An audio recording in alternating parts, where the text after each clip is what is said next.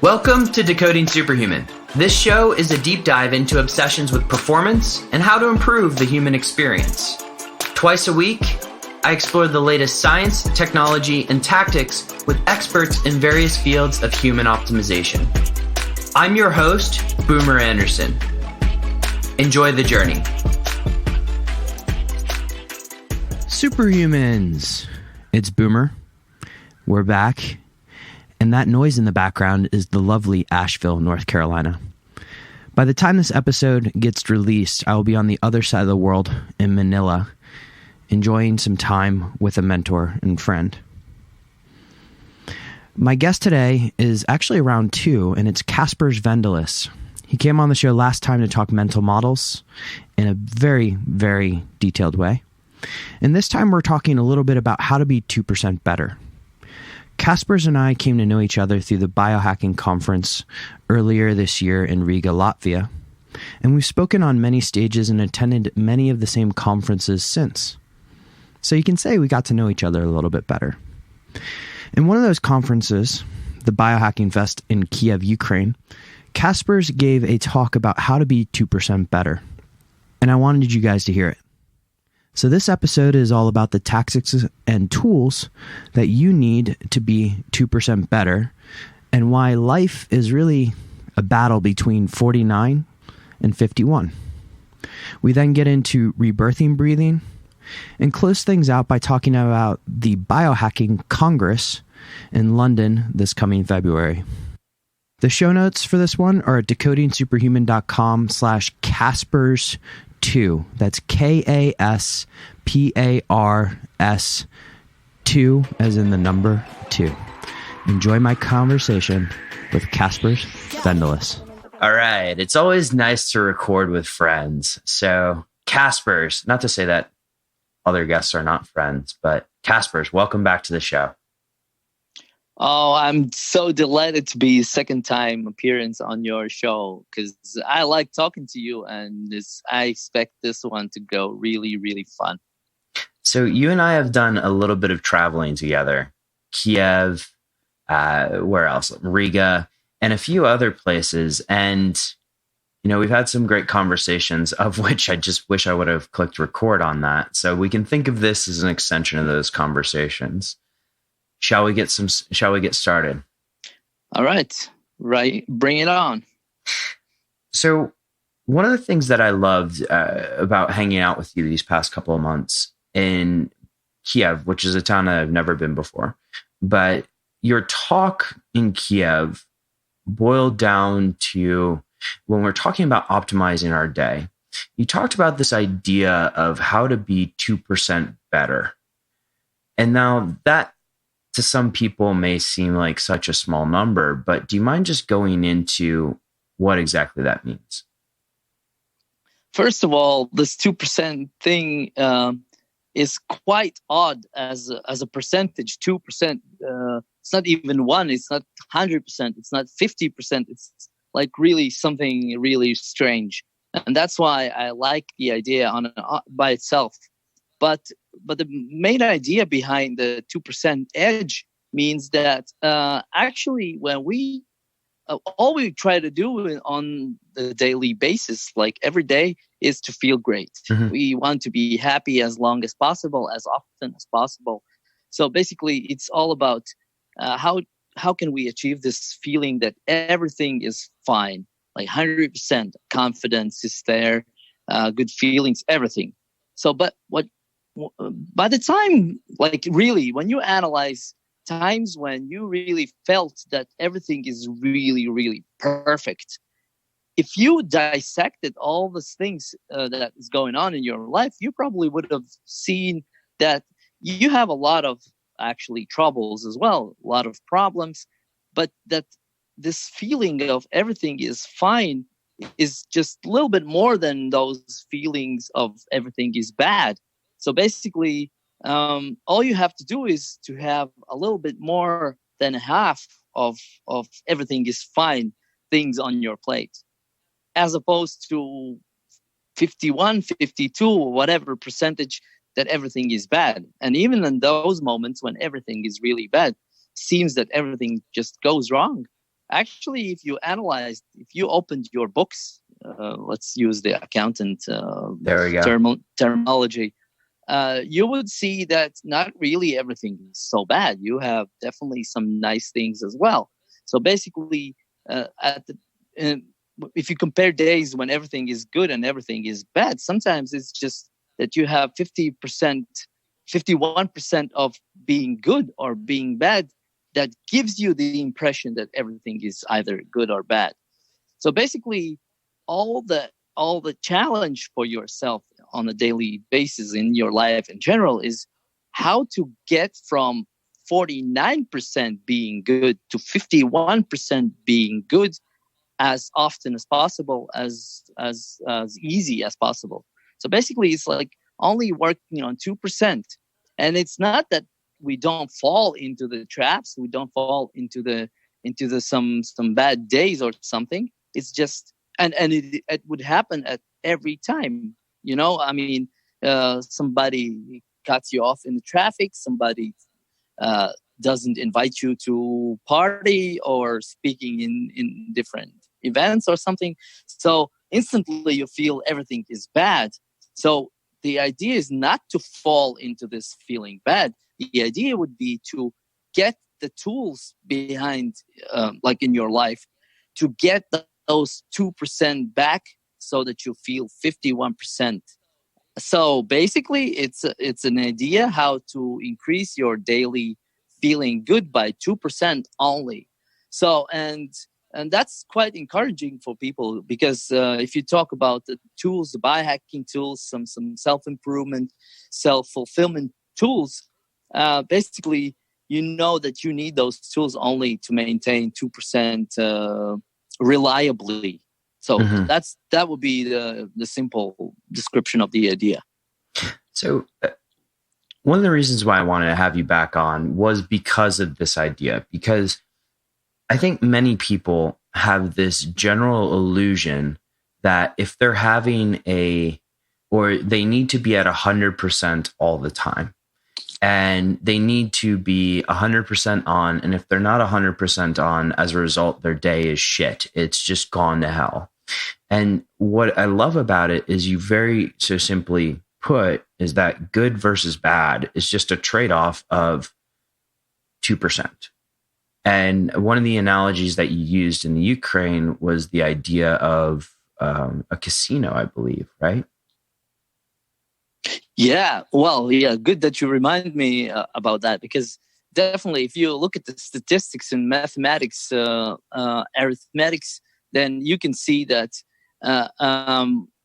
for casino to rip you off, all they need to have luck on their side, or let's say it's the algorithms, how those machines and casinos are set up. It's so that they have luck on their side for 51%, at least 51% of the times. And if you have luck on your side, it's actually sufficient if you only have luck on your side 50.00001. If you play enough times, you actually ruin all casinos in the world. So, and that's the analogy of casino and statistics that all you have to do is a little bit slight edge above 50%, and you can see that also by decision making in companies that you have to have a majority vote 51%, and things like that. So basically, this is just a model, of course, and sometimes people really fall into this 40% everything is fine. So it's really bad, but it's just a model how to represent that it's quite easy actually to get back on track so that everything feels fine again. And to be honest, if we talk about all those tools, all those things that help bring us back to this feeling everything is fine, it's actually quite useful to understand why people drink alcohol, why people take drugs, and why people climb mountains, why people do extreme sports. It's all about feeling good as often as possible. And for some people, they feel so bad that sometimes they just drink one glass or two glasses of wine and they get back on this feel good again. Mm-hmm. And I can talk for myself, and I drink right now. I'm not a heavy drinker, but from time to time I have a beer or have a glass of wine. But I used to drink a little bit more a few years back. So, and I remember that once you feel stressed out, that the life is not going well, and then you open the bottle, you drink a little bit, and of course, at that moment, everything just gets good again, except you fall back. So when we talk about the tools that help us improve our lives for 50 to get to the 51%, it's actually to get to this 51% sustainably, so that it doesn't throw us back to this 40, 30, 20%. That's the idea. So alcohol can help, and sometimes it's really good that you have this at hand. And I actually remember that Marianne Faithfull, the Mick Jagger's ex-girlfriend, she once said that heroin saved her life. Otherwise, she would have killed herself. And at that moment, heroin was actually quite powerful as a drug that brought her back to life. And at that moment, that was a tool that helped. I'm not building monuments to drugs. I'm just saying that all those tools are created and sometimes used rightly so for getting to the 51% of feeling good. Absolutely. And I do think on the discussion of alcohol, it can be useful. I think we've had Todd White on the show before, who's co-founder of Dry Farm Wines. And he says it more in terms of tapping out versus tuning in. And if you're using it as a tool to tune in, of course, that's great. The danger is when you're going into prolonged masking of an underlying issue. And that's when you can slip back and actually slip back further. We are by no means here discussing how to cure alcoholism. If you want to do that, there's other places where you can have that discussion. But Kaspars, what are go ahead.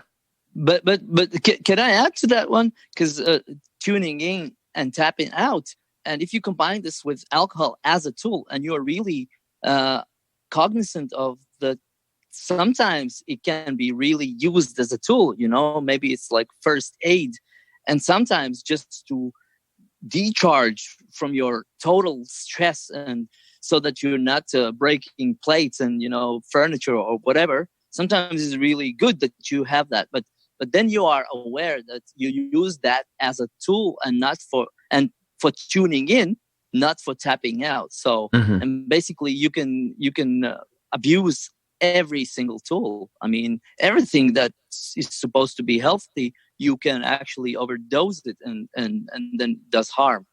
Absolutely. So what are some of the practical tools that people can use or that you have found effective in your own life to go from that 49 to 51? Yeah, well, most intuitively, what people usually actually do, but rarely they're aware of that as a tool that they can use consciously, is like breath work, just simple breathing. Relief sigh is actually quite effective. When I talk in front of the audience in small lectures, seminars, I just ask people to sigh in collectively, like, and it lets a lot of tension go. So basically, there are so many different breathwork techniques that you can use. Sigh, you can use box breathing, you can use warrior breathing, you can use Wim Hof, you can rebirthing breathing. I mean, really, there are plenty of tools that you can use as getting rid of tension in your body. That's one thing. The second thing is, we also sometimes know, and today, to be honest, that was a really stressful day. I got some bad news in the morning and basically almost ruined my day. And I know that I have an ice hockey training tonight, and I'm looking forward to it because I know one thing, it's a pleasurable activity. I'm having fun, but also I know that after that everything is going to be restored. So physical activities like walking, just pull-ups, push-ups, things like that, and this is always available to us. It's at all times, it's with us. So, and really, I maybe bore to death people telling about breath work and movement, but that's true. I mean, we are meant to walk, to move, and we are meant to breathe. So we should use that. Then cold. Now the season's open, at least in northern part of Europe. Yeah. So cold plunges. So here in Asheville, North Carolina, which is where I'm recording this right now, the cold plunge is actually, it's available, but it's not quite like Riga. What's the temperature in Riga these days? On last Sunday, I went for a cold plunge in the sea, and it was really cold. This time, I have to admit, it was really cold, but still, the idea behind that is, of course, it increases immune system. It does a lot of many things. You can Google and see whatever benefits you get from the cold water. But the main thing, what I use cold plunges as a tool is to train my nervous system calm down in stressful moments. That means instead of just running into the water and shivering and doing that on adrenaline base, when you can do a lot of things based on adrenaline, because you then don't feel anything, or at least don't feel that cold. But the idea is actually to go into the water as calm as possible. Okay. And you should be there as long as you get the calmness in your body, which is your natural inclination would be just to breathe in like that, because if in case you fall into the water, in the cold water in the winter, the last thing you should do in terms of physical body is to hold the breath. So nature doesn't know how long you should be able to keep underwater. That's why it's so, and you get into this sympathetic nervous system mode. But if you focus on the breathe out, like just only you think about breathing out, you actually train your body to respond in a calm, unstressful way. And this is how you signal to your nervous system that whenever it comes something stressful from outside, like external stimuli, then your body knows to react to that calm, because it's really no danger. So that's the instrument that I use. That's a tool that is very effective. I do that every morning in the cold shower, but it's not complete. So once a week, I go into a lake or sea or something. Amazing. So yeah.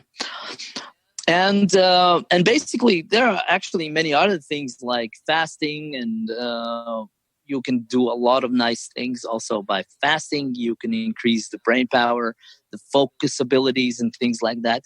And actually, all those tools I have gathered together as in one toolbox. And this is what I do when I do my 2 or 3 day events, so-called retreats. I call them restarts, and the idea would be basically to get people unstuck. So, and I try to teach, not me only. I work with different trainers and coaches. Some of them Olympic level coaches. So I work with business people to show them that the top performance in professional life as well as in private daily life. You have to be aware of what's going on in your nervous system, in your body, in your brain, and how this is all connected. So basically, this is how I address, how I expose 2% edge tools to the majority of people that I work with. Before we go down some of these restarts, because I want to ask you about what the experience is like for people, but ice hockey, I didn't know this about you. What position do you play? I'm a center, Okay. and I'm a not stay at home defenseman when it's needed. Sometimes nobody wants to play in defense, so as a center, I'm non stay at home defense player sometimes. So yeah, I was left defense, so I was that person that wanted to play defense, but you can say I was very forward thinking or forward moving defenseman. So amazing. Next time I'm in Riga, we'll have to go for a little bit of an ice hockey match. But I didn't know about that about you too. So yeah, it's been a while since I've been on the ice. That's for sure. Restarts. Take me through these 2 to 3 day retreats. What are people going to experience? And I have a very specific question around rebirthing once we get to it. Okay. So it's usually for a very limited amount of people. It's 12 to 15 people at one event. It's usually they are called retreat, but I call them restart because the idea is to reboot the system. And as it's often known that consciously with our mind, we control about 3 to 5% of what's going on in our lives. Mm-hmm. And the rest, 95 to 97%, is unconscious, subconscious. Or let's say it's a nervous system that has registered everything that happened with us before in the previous life. So basically, if we fall into the trap of being stressful, angry, fearful, unconfident, this is very often related to what is our nervous system bringing to the external to our external bodies. And basically, as we know that people are sense making machines after the fact, so basically we justify every single action after the fact, after something has happened. Then we know that whatever you feel, whatever you think, is very often triggered in the beginning in your body, in your nervous system, and only then it's available to your mind, to your conscious thinking process. And that is why in this restart event, I have gathered different trainers, coaches around the idea to activate the nervous system, so that people, if people think something is wrong with me, I want to improve my life, and usually just by sitting at the desk and thinking about what to do in your life is normally not enough, and it's rarely actually brings you toward your goal. And once you start moving, once you start getting juices flow, to say it figuratively, in your body, then you kind of get more insights to new feelings, to new ideas, so I have set up this event, those 3 days, so that all the workshops or the master classes are around the idea how to activate the nervous system, how to train people feel when they are in sympathetic nervous system mode, how they can get into the parasympathetic. It's a lot of talking about the sleep, nutrition, movement, breath work, cold. It's increasing or extending the comfort zone. I don't like the word bringing out of the comfort zone, because if I just bring you to Afghanistan where people fight and shoot, it's definitely some out of your comfort zone. The idea is actually to extend the comfort zone, because the idea is not to be constantly out of the comfort zone, but so that you feel comfortable with something that previously you thought was discomforting for you. So that's how I think about that. philosophy and the idea behind the One of the event. things that you educated me on was this idea of rebirthing breathing. Can we go into that? What exactly is it? I know you have a trainer that you work with for this. Can we educate just the audience a little bit as what is rebirthing? There's one book. It's by Dan Brule, and it's called Breathe. No, it's Just Breathe. The title is Just Breathe, and Dan Brule talks about this rebirthing breathing quite a lot, and it's actually in general quite a good book that summarizes a lot of different breathing techniques, and it's for everybody who is interested into breathing in general. It's an absolute must read. And for that matter, it's for everyone. If you're not breathing, you're in trouble. So, yeah, definitely. And well, sometimes, especially about the breathing, if you tell to somebody that you go to a master class of breathing, of breath work, people sometimes laugh and they ask, "Can't you breathe? Why should you go to a master class to learn some breathing?" So, yeah, but rebirthing breath work is about basically it's a little bit like a therapeutic breath work technique. Although it's done in my events in groups, it's like many master classes, workshops in my event is more like opening a little bit, a tiny bit of the door to show what's behind the door. So, and usually people reset their nervous system, their conscious, subconscious relationship in their body just by attending this 2-hour breath work. Basically, it's continuous, it's connected breath. When you breathe in, breathe out, you breathe in only 80% of the oxygen, like you could bring a little bit more, but you keep it that way. And you breathe out without pauses in between, like.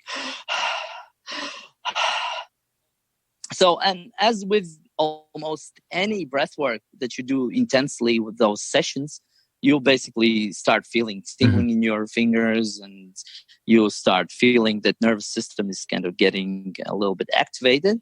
And you also can fade out. It usually happens, but it's not that you fall unconscious. It's actually you get into those deeper layers of your consciousness, of your subconsciousness. And what it does is, it's very important actually for almost anything that we do, but especially for this one, you have to set the intention for what you're doing that. I mean, you can intend to get rid of different mental, emotional, or psychological blocks that you have inside you. Sometimes people know already what childhood trauma they have to address. Sometimes it's also, some practical things like money issues or something like that.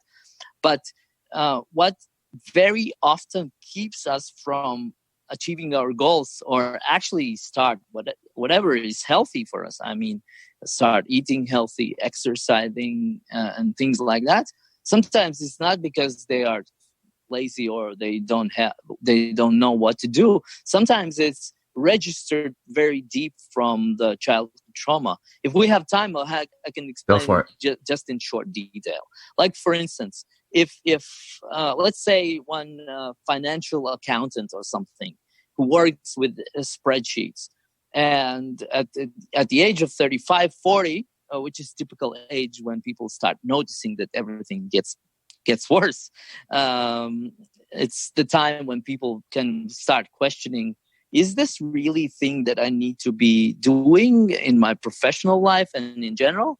And sometimes if they get deeper into themselves, they can sometimes find out that their creativity has been blocked during the childhood. Let's say it can sometimes happen just in one episode. I'm just trivializing that a little bit, but just to illustrate how it works. Let's say you are 5 years old and you draw the picture and you just bring it to your mother to show, look how nice, what a cat I drew here. And your mother is somehow busy or occupied with something different. I don't know, dishwashing or whatever. And somehow just, I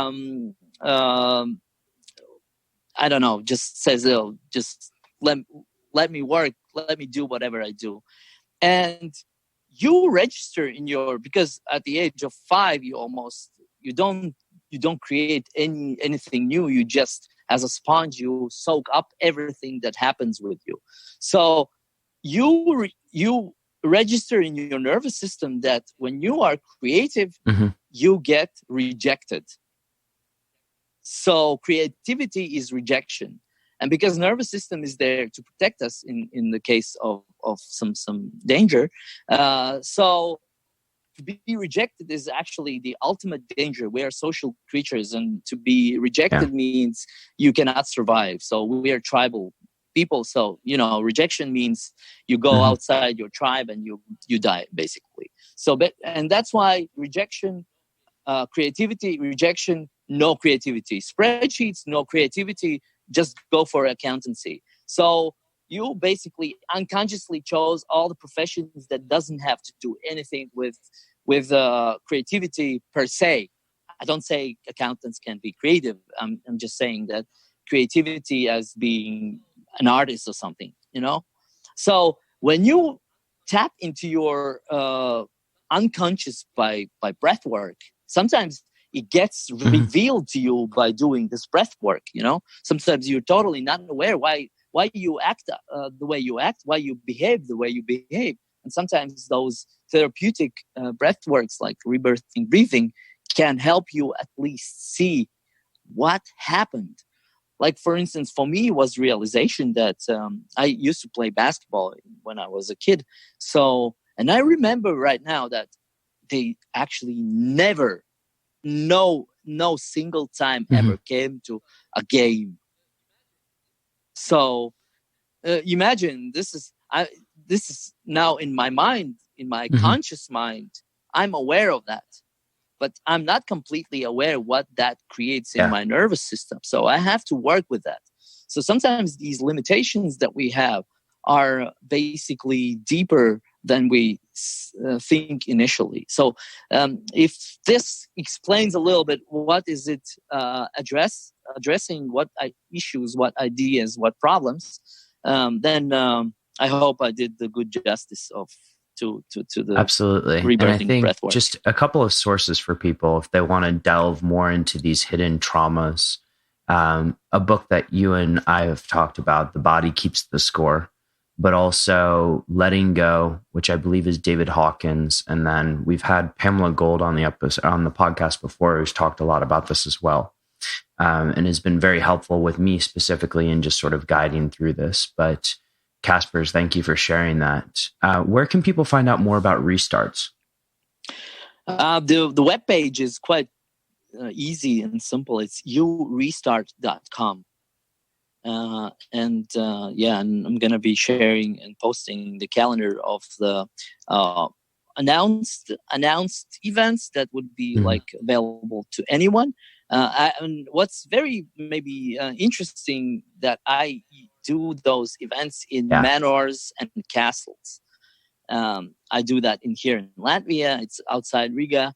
And the reason why I do that in castles and why I find this idea quite matching to the idea of getting unstuck is because all those manors and castles have been renovated.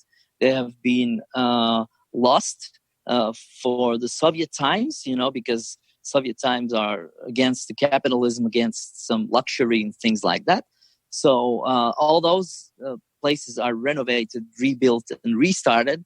So it actually reflects the whole spirit behind the idea of every single person being getting unstuck. And also, I'm going to be also probably offering some teamwork, corporate, organizational coaching and events as well. So basically, if anybody is interested in that, is is welcome. I'm going to be working.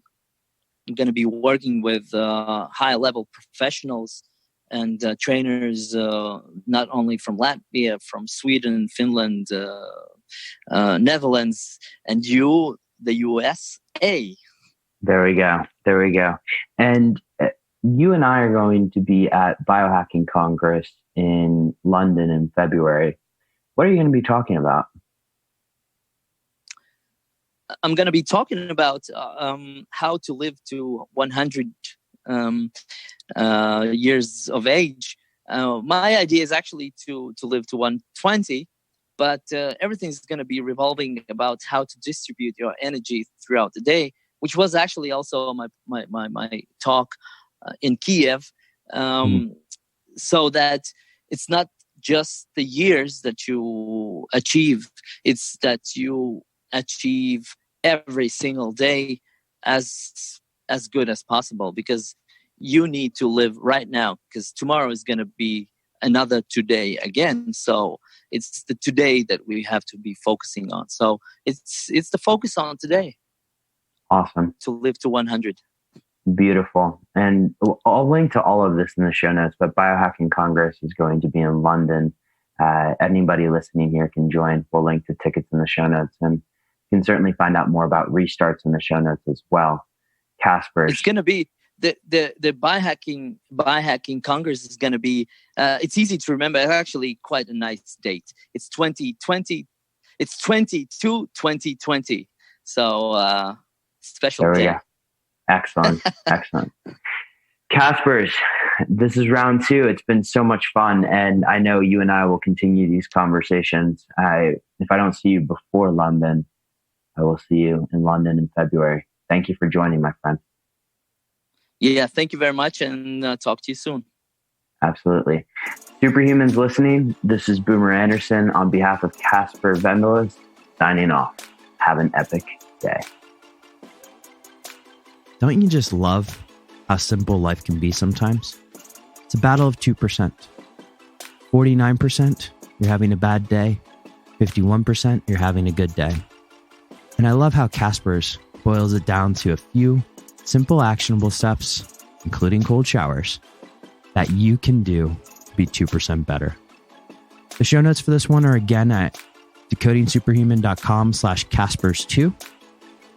And you can find all the links there to everything that we mentioned in the episode. If you enjoyed the episode, please head over to iTunes and leave us a 5-star rating with a comment, or head on over to the social medias and share this with everyone you know. Thank you guys for tuning in, and have an epic day.